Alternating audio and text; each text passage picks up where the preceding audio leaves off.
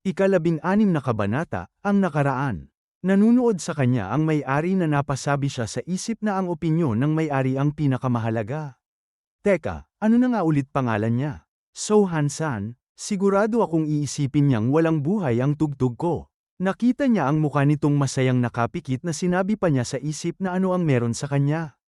Nag-e-enjoy ba siya dito? Makikita siyang napapaligiran ng mga paro-paro na ito ang kathang-isip na mundo ng pananaw ng mga manunood sa pagtatanghal niya. Na napasabi pa siya sa isip habang ang kanyang tunog na ginagawa ay lumalabas sa tanghalan na pakiusap, sana may magsabi na pangit ang tinutugtog ko. At lumipas ang ilang sandali na makikita ang may-ari na nagsusulat ng kontrata habang masayang sinasabi na malaki ang potensyal niya para magtagumpay. Makipagkasundo tayo. Sa ngayon, kumusta ang 5 pilak kada araw sa iyo? Proud na sinabi ng kanyang master habang nakapikit na para sa isang makatarungang negosyante, hindi ka ba masyadong nagtitipid? Naaalala ko pa ang reaksyon ng mga tao. Naalala naman ni Ryo ang mga taong namamangha sa kanya na nakatayo ang lahat sa palakpakan. Sinasabi ng mga ito na tila pulot sa pandinig. Parang isang diwata, parang ang tinig niya ay nagmula sa langit. Na napasabi naman siya sa isip na sa huli, nagustuhan din nila. Ang weird nga, hindi ko naman talaga sinubukang tumugtog ng maayos. Inilapit naman ng kanyang master ang mukha niya sa may-ari na binulong na sinabi na gusto mo bang marinig ang isang sekreto? Nagulat ito na tumugon na ano ang ibig mong sabihin. Mas inilapit pa ng master niya ang mukha na ibinulong na noong una ko siyang makita. Pinangalanan ko siyang Yunbi. Ang yun ay gaya ng isang langay-langayan, at ang B ay bilang paglipad. Kapag pinagsama, ito'y kagandahang wagas na tila lumilipad sa kalangitan. Na tumugon sa kanya ang may-ari na kaya. Inaasahan mong ma-impress ako dyan? Tumaas ang boses ng master niya at sinabi na tanga ka ba? Kung musika lang ang meron siya. Di sana tinawag ko na lang siyang alapaap o pipet. Pinangalanan siya sa karangalan ng isang langay-langayang maganda ang paglipad. At ang dahilan. Na seryoso ang muka ng kanyang master na nakatingin sa may-ari na sinabi niya na marunong din siyang sumayaw. Dagdag pa niya na ang estilo niya ay nakakahipnotismo sa puntong makakalimutan mo pa ang mga naunang pagtatanghal. Napasabi ang may-ari na ito ang unang beses kong marinig ito mula sa iyo. Pero bago ang lahat, tingnan muna natin ang sayaw niya bago tapusin ang kasunduan. Napabuka ng mga kamay ang kanyang master na nakapikit na sinabi niya na hoy. Sapat na ang nakita mo. Bakit pa namin ipapakita ang lahat ng libre? Na napasabi naman siya sa isip na matanda na nga, puro kalokohan pa rin ang pinaiiral. Muli na namang inilapit ang mukha niya sa may-ari na sinabi na kaya naman naming gawin yun kung talagang ipipilit mo. Pero mapapagod ang batang to, kaya bilang kabayaran, kailangang doblehin ang bayad. Na pinagpawisan ng may-ari na tumugon na 2 beses? Kailangan ko munang makita bago ako magdesisyon. Normal na proseso lang yan. Sobra ka naman, na napangiwi ng mukha siya na sinabi sa isip na ang matandang to, mas maganda na nga ang kondisyon dito kaysa sa pandayan, parang ninanakawan na niya yung tao sa liwanag ng araw. Nakapikit ang kanyang master na nakakrus ang kamay sa katawang nakapikit na sinabi na ibibigay ko sa iyo ang pinakamagandang plano para sa negosyo mo. At siguradong magpapasalamat ka rin sa akin balang araw, na napasabi ang may-ari na anong plano. Napahampas ng kamao ang kanyang master sa lamesa habang itinaas ang isang daliring seryosong sinabi na magtiwala ka lang sakin at taasan mo ang bayad ng 2 beses. Ibabalik ko na lang ang pera kung hindi umabot sa inaasahan ang sayaw niya. Natumugon ang may-ari na sige na nga, kung yan ang sabi mo. Nakangisi ang kanyang master na tila kinokontrol niya ang may-ari na sinabi pa niya na kung ganon, ituloy na natin ang kasunduan. Itinaas ng kanyang master ang isang daliri na sinabi na una, makakatanggap ng 10 pilak na barya ang bata bawat araw. Magtatanghal lang ang bata tuwing mga araw na pantay, even days, at walang pagtatanghal tuwing bagong buwan at kabilugan ng buwan. Natumugon ang may-ari na naiintindihan ko. Pangalawa, lahat ng mga tip ay mapupunta sa amin. Na napasabi ang may-ari na yon ay, okay, sige na nga. At sa huli, sasayaw lang siya kapag gusto niya. Napataas ng boses ang may-ari na sinabi na sobra na yan. Pumayag lang ako sa mga kondisyon na to kasi sabi mo ang galing niyang sumayaw. Napahinga ng malalim ang kanyang master na sinabi na hoy, makakatulong lang to sa negosyo mo. Iniisip na ng mga tao na ang galing niyang kumanta, tapos magtataka pa sila kung paano siya sumayaw. Dadayo sila araw-araw, umaasang makikita siyang sumayaw kahit isang beses. Dagdag pa nito na akala ko pa naman matalinong negosyante ka, pero mukhang nagkamali ako. Nakahawak sa palad ang may-ari na sinabi na pero syempre, ang palayaw mo nga ay ang gintong bundok. Paano ko naman may kukumpara ang sarili ko sa lawak ng iyong kaalaman? Sabo, may kita ang bayan na maliwanag sa gabi na sinabi ng kanyang master na kailangan ko ba talagang tahakin ang landas na to. Diretsyong daan na to pauwi, na makikita itong tumatalon sa bundok habang sinasabi pa na matatapos ng gabi ang trabaho mo sa pub, kaya't panigurado lang ito para hindi ka lapitan ng mga kainahinalang tao. Lalo na't isa kang batang babae ngayon, kaya dapat dito ka dumaan. Napasabi siya na ako, batang babae, alam mo ba kung gaano kahirap dumaan sa daang to habang nakadamit? Napahinga ng malalim ang kanyang master na sinabi niya wala akong alam. Hindi naman ako babae at hindi ako nagsusuot ng damit pambabae. Sa kahit anong paraan, ang hindi pumapatay sa'yo ay nagpapalakas lang. Habang tumalon ang kanyang master sa mataas na bato, napasigaw siya na isang pader na bato. Nasaan yung daan na sinasabi mo? Sa tingin mo ba talaga kaya kung sundan kahit anong daan na gusto mong ipasunod sa'kin? Paulit-ulit mong sinasabi na dapat maging babae ako pero ito ang pinapagawa mo sa'kin. Paano ako makakadaan dito suot ko tong mga damit na to? Na sinabi naman sa kanya ng kanyang master na ang daldal mo. May babaeng ang dumadaan sa daang to kahit kakapanganak lang niya. Napasigaw siya hawak ang palda na imposible yan. Sino naman siya? Lumingon ng tingin ng kanyang master na sinabi sa kanya na ang tigre natin. Tara na, kailangan mong daanan ang landas na to ng 7 beses tuwing 2 linggo. Kaya tigilan mo na ang reklamo at sumunod ka na. Sinabi niya sa isip habang tumalon sa malaking pader na bato na oo nga naman. Hindi ko na sana siya pinakinggan noon pa. Nakarating na siya sa tuktok na sinabi niya sa isip na kahit ganun, dapat pa rin akong magtanong pero parang may kakaiba talaga. Malalim ang paghinga niya matapos makaakyat na napapunas ng pawis sa muka na tinawag sa pangalan ang kanyang master na sinabi na kahit ganun, Sabu. Muli itong lumingon sa kanya at sinabi na anong gusto mo. Na napasabi siya sa kanyang isip na wow, dito pala ang dulo ng batong pader. Tama nga ang matanda, maikli lang talaga ang daang to. At pagkatapos humawak sa kanyang ulo na sinabi niya na may sense naman na magtrabaho ako sa tavern kada 2 araw dahil sa trabaho ko sa Pandayan, pero bakit mo inalis ang bagong buwan at kabilugan ng buwan? May kinalaman ba to sa kung anong martial art? Umupo sa papag ang kanyang master sinabi sa kanya na ang woodworking shop gusto kang makita 1 beses o 2 beses kada buwan. Bakit ka kasi gumagawa ng mga kakaibang kahoy na rebulto gayong kaya mo namang gumawa ng normal? Ano ba yung sigaw ng unggoy? At ano naman yung binubura ang langit at lupa? At kumpara sa mga yun, iba talaga yung hiling ng isdang ilog, na sinabi niya na hindi uunlad ang sining kung walang pag-eeksperimento. Na muli na namang sinabi sa kanya ng kanyang master na makikita siya na tama na, subukan mong. Ikaw ang magbenta ng mga laruan sa susunod na punta mo sa nayon. Makakatulong yan sa iyo sa hinaharap para maintindihan mo kung paano gumagana ang merkado. Tutulungan din kita sa presyo paminsan-minsan.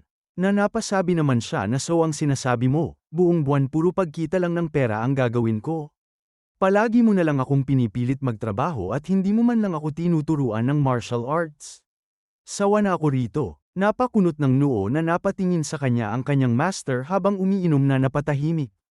Na napasabi siya sa isip na teka, bakit hindi niya ako sinusuntok? Hindi ba nasobrahan na ako? At pagkatapos tumuro siya sa likod na sinabi niya na sige nga, kaninong bahay to? Natumugon siya na sayo?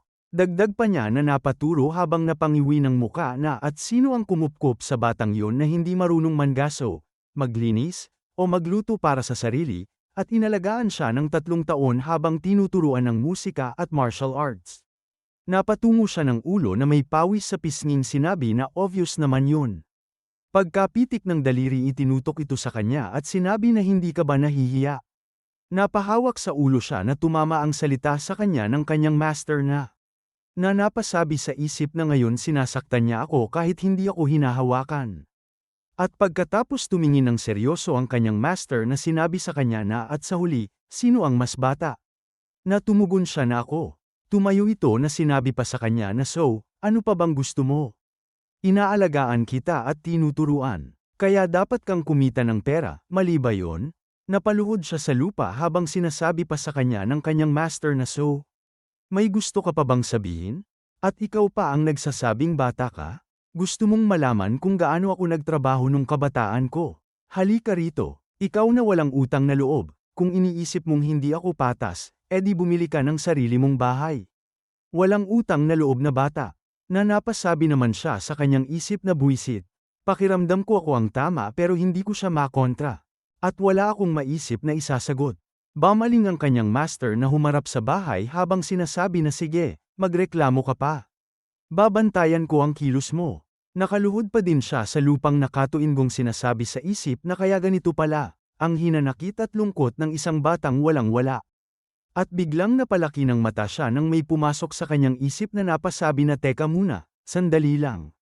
Kung pera ang problema, edi kikita lang ako. Kung lakas ang kulang, edi mag-e-ensayo ako. Tama, di ba? Napatikom ng mahigpit siya ng kamao na sinabi pa niya sa isip na tama. Dapat magpakalalaki na ako. Mag-e-ensayo ako gaya ng dati. Ang mas mahalaga ngayon ay makapag-ipon ng pera nang hindi nalalaman ni Sabu. Wala rin naman akong ibang pupuntahan, at si Sabu lang ang laging gumagastos ng pera ko. Panahon na para maging henyo akong bata, hindi lang henyo niyang alipin. At naiisip pa niya na nakaupo siya sa trono na nakaluhod ang kanyang master sa harapan niya na sinabi pa sa isip na hayop na matandang yun. Kapag yumaman ako, ipaghihiganti ko lahat ng ito. Baka pag dumating ang araw na yun, siya pa ang magmamakaawang tumira sa akin. Na sinabi pa niya dito na ano raw, gusto ni Sabu tumira sa isang sulok ng palasyo ko ng libre. Nakakalungkot, pero ang tanging bakanteng espasyo ko lang ay yung maliit na bodega sa kwadra ng kabayo. Na tumugon sa kanya ito na mas mabuti na yan kaysa sa lungga ng daga ako. Maawa ka naman. At pagkatapos dahan-dahan siyang tumatayo na kumikinang ang mata na sinabi sa isip na ako ang tatawa sa huli. Sabu, ang henyo ng araw na to, ay magiging isang mayamang henyo na magmamay-ari ng maraming bahay. At pagkatapos ay napunta na siya sa pandayan na malakas niyang pinapalo ang nag-aapoy na espada habang masayang ipinapakita sa kanya ang supot ng pera ng may-ari. At lumipat naman siya sa woodworking shop na ang may-ari nito ay inaabot sa kanya ang supot ng pera. At pagkatapos lumipat naman sa inn na sinasabi ng isang ito sa mga tao na papasok na. Dito po, kung ayos lang sa inyo. Tuloy po kayo sa loob. Na sinabi ng matabang lalaki na papasok ako pagkatapos ni Yunbi. Kung hindi ko siya mapanood tumugtog ngayon, kailangan ko pang maghintay ng 4 na araw bago siya ulit mapanood. Bukas pa naman ay araw ng full moon. Dagdag pa ng isang katabi niya na tama siya. Iba talaga kapag tinitingnan mo siya sa loob kumpara sa labas. Na sinabi ng nagpapapasok ng mga tao na tama kayo. At muli na namang sinabi ng matabang lalaki na sasayaw kaya siya ngayon? Sana nga, ngayon na lang ang huling araw bago ang 3 araw na pahinga, sana talaga sumayaw siya. Natumugon ang lalaki sa kanya na hindi ko po alam, pasensya na. Biglang napaturo ang isa na nagugulat na napasabi na ayan na siya. Makikita siya dala ang kaya Jim sa likuran na kaitim na kasuotang sinabi pa ng lalaki na tingnan mo siya. Para siyang diwata, siya'y 16 pa lang pero tingnan mo ang balingkinitang katawan at pandak na pangangatawan, hayaan mong ilibre kita. Na napabulong naman siya na kadiri ka. Matandang manyak, na sinabi ng matanda na sana tingnan mo man lang ako kahit minsan. Na sinabi pa ng matabang lalaki na dumaan sa kanyang harapan na ang puso ko, o Yunbi. Pagkapasok niya sa loob agad na mabilis na nagsipasukan ng maraming tao na napasabi ang nagbabantay sa pintuan na pakiusap, huwag magmadali. Pumasok kayo isa-isa, huwag niyong sundan siya, pumasok kayo sa main hall. At pagkatapos napatingin ang dalawa sa kanilang likuran na napasabi pa ang mga ito na narito na sila. Makikita ang karwahe na pad-ating na pinalilibutan ng mga gwardiyang nakakabayo. Yumuko ito na sinalubong ang karwahe sinasabi na ito ang Chan Hyenro. At para maiwasan ang pagkalat ng impormasyon, hindi namin ibinigay ang mga pangalan namin sa reservation, kaya walang sumasalubong sa inyo. Natumugon ang nasa loob ng karwahe na magandang trabaho. Nag-aalala ako dahil malapit ang hotel na to sa tavern, pero tahimik pala talaga dito. Sige, pasok na tayo. Lumabas ito sa karwahe. Buhat ang isang batang babae na sinasabi na dito muna tayo mananatili ng ilang sandali. Pagod ka na ba, Irene? At dito na po nagtatapos ang ika-16 na kabanata.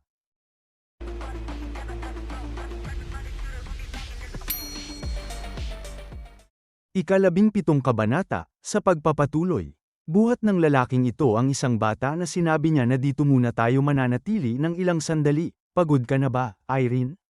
Napabilang ng tingin ang napakagandang batang ito. At humawak sa damit na sinabi na ayos lang ako ama. Sinabi ng kanyang ama sa kanya na gusto mo bang maglakad-lakad sandali? Halika na, hindi ka naman masasaktan kung gagawin mo yun. Nakangiting ibinaba niya ito habang hinawakan sa kanyang likuran. Hinawakan ang Sumberlow habang nakapikit. Na tumingin sa harapan at naglakad sa pagitan ng mga gwardya papunta sa loob ng inn. Naagad namang yumuko ang mga ito. Nabighani ang dalawa nang makita ang batang babae na namumulang sinabi ng mga ito na hindi man lang may komparasyon sa kanya. Ang liit-liit niya pero ang ganda-ganda, Diyos ko, parang nabiyayaan ang mga mata ko. Sobrang cute niya, nang hihina ang mga tuhod ko. Napatingin naman si Irene ng tahimik sa mga ito. Nabigla naman mabilis na hinawakan ng kanyang ama ito. Na mabilis na bumunot ng espada ang mga tagabantay.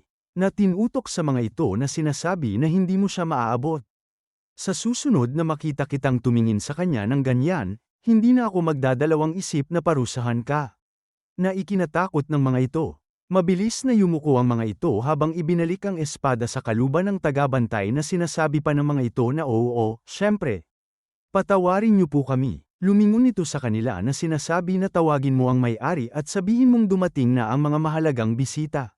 Mabilis namang tumakbo ang mga ito habang sinasabi na oo, na napahinga ito ng malalim na sinabing nakapikit na pasensya na po. Hihilingin ko sa may-ari na parusahan sila ng naaayon.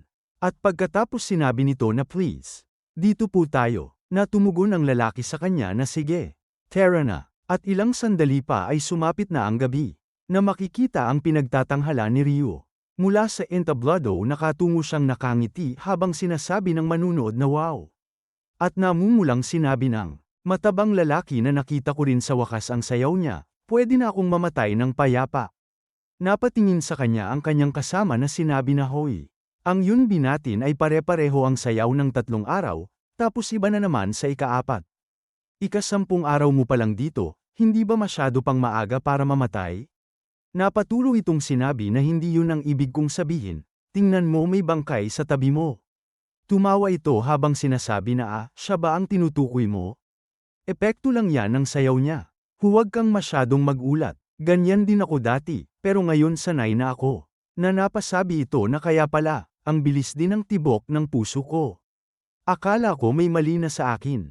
Na makikita rin ang nasa ibang lamesa na napasubsob na sinabi ng mga taga-silbi na Ginoo. Hindi pa po ba kayo nahimasmasan? Napasabi pa ang mga ito na ano ba ang meron sa kanya. Biglang itinaas ng isang ito ang daliri na sinigaw na hindi pwedeng sabay-sabay ang lapit sa kanya, kaya napagkasunduan na kung sino ang may pinakamalaking donasyon. Siya ang makakausap sa kanya. Sabi nga nila, nagbigay daw siya ng 8 pilak. Matindi ang kompetisyon dito, lahat gusto siyang makausap kahit isang beses lang. Na sinabi ng kausap ng matabang lalaki na wow, interesting. May nagbigay na ba ng gintong barya? Dagdag pa nito na hanggal. Akala mo ba mahal niya ang pera? May matandang lalaki na nagpapalimos sa kanya ng trabaho, kaya tinatanggihan niya ang malalaking donasyon. Sabi niya mas gusto niya ang perang pinaghirapan, ang talino niyang bata. Na makikita ang mga kamay na nagtaasan, habang tumugon sa kanya ang matabang lalaki sino ang mag-aakalang may ganoon pala siyang kwento. Bakit hindi ka rin sumali? Hindi ka ba tagahanga rin? Dagdag pa niya na nakatingin dito na nakikita kong sumasali ka nga, at mukhang sobrang ganado ka pa. Na itinaas nito ang papel na may nakasulat na 10 silver coins. Habang sinasabi nitong tumatawa na wala naman akong pamilya o magulang, kaya, para saan pa ang pera? Ibibigay ko, na lang kay Yunbi.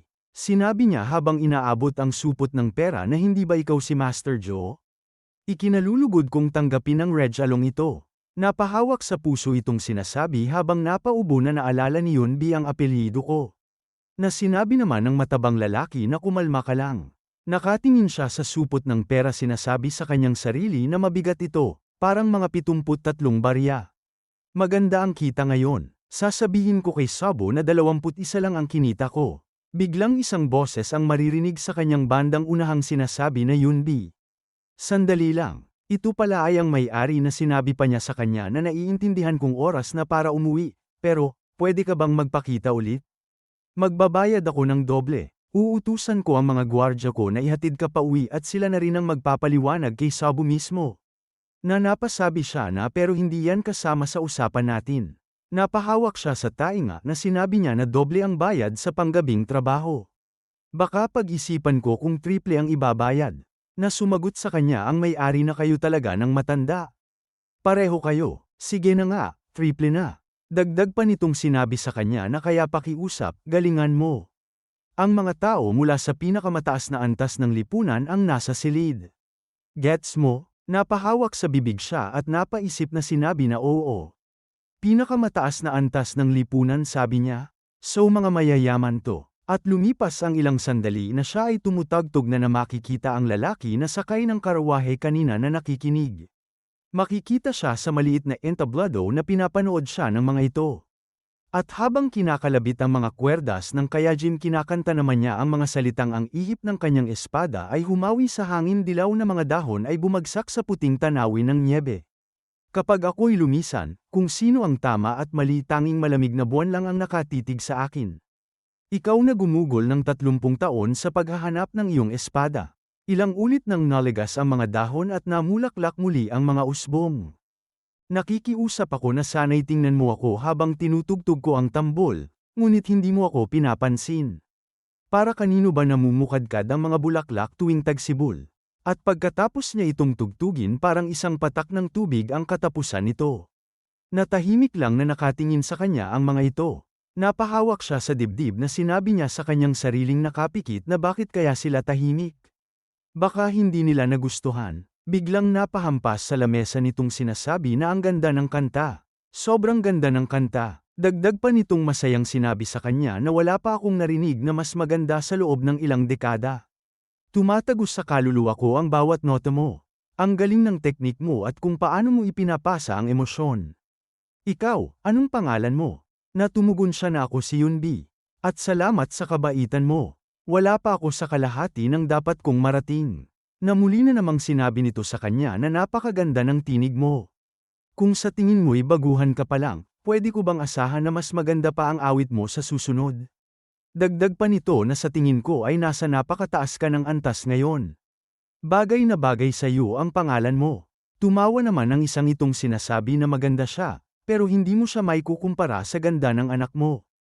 Ang bata pa niya pero kaya na niyang patayin ng mga lalaki sa isang tingin. Paano pa kaya pag lumaki na siya? May seryosong ekspresyon naman itong tumingin sa kanya ng tahimik. Na binalot ang silid ng katahimikan, na natatarantang muling sinabi nito na hindi ko yun sinasadya sa ganung paraan. At pagkatapos pumikit nitong sinabi na ang bata pa niya pero ang galing na niya. Dagdag pa niya na tumingin sa isang kasama niyang sinabi na malamang sobrang higpit ng nagturo sa kanya. Ang galing talaga. Anong palagay mo, brother? Na tumugon ito sa kanya na ewan. Hindi tulad niya, wala akong braso. Kaya hindi ko maintindihan ang sinasabi mo o ang kawawa mong panlasa sa musika. Anong karapatan ng isang taong katulad kong walang braso para magkomento sa musika mo? Napasigaw nitong sinabi na Ilchuan. Na kinuha na lang ang baso ng alak na nakapikit na sinabi na Ginoong Namgang, sa tingin ko ay lasing siya. Ihatid mo siya sa kanyang silid. Na sumuntok ito sa palad na sumagot na naiintindihan ko po. Nang hahawakan na niya ito, agad na hinawi ang kamay ni Ginoong Namgang at sinigaw na huwag mo akong hawakan. At lumipat ang eksena sa kabundukang ito na may nagsasalita na hanggang dito na lang tayo makakasakay ng kabayo. Dagdag pa ng nakatalukbong na kailangan na nating maglakad para hindi tayo marinig. Na napasabi naman si Moon na noong narating natin ang bundok yun, nagmamadali ka kaya akala ko'y pauwi na tayo. Pero mukhang nagkamali ako. At ano ang sinabi ng kalapitang sugo sa'yo? Sumilip sila buhat sa Daymuhang sinabi sa kanya na nagbigay ito sa atin ng bagong utos mula sa Panginoon. Na makikita ang maliit na nayo na sinabi pa niya na kailangan ninyong burahin ang bayang ito sa balat ng lupa ngayong gabi, mahal na kamahalan. Sunugin ang lahat, patayin ang lahat, at saka muling suriin ang lahat bago bumalik sa tahanan. Na napasimangot ng muka si Moon sa kanyang narinig. At dito na po nagtatapos ang 17 kabanata.